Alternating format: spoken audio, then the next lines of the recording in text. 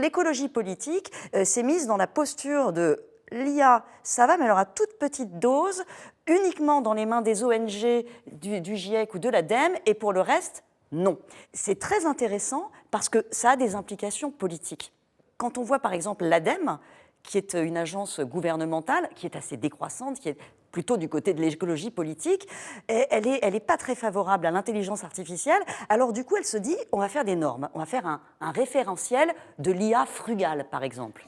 Ils ont inventé ce concept d'IA frugale. Ça paraît drôle, mais derrière, c'est toutes des normes qu'ils souhaiteraient imposer à l'Union européenne et qui pourraient réglementer la manière dont on développe l'intelligence artificielle. C'est-à-dire qu'on autorisera les financements européens uniquement sur des solutions qui seront bas carbone, avec un impact, la norme AFNOR respectée, pas si c'est pour faire du commerce uniquement, si c'est pour faire... Voilà, on veut tout réglementer.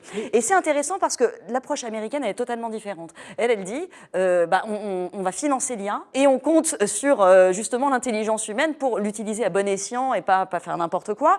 Nous, c'est l'inverse. Et le risque, c'est qu'en Europe, finalement, on met tellement de restrictions qu'on ne la développe pas du tout.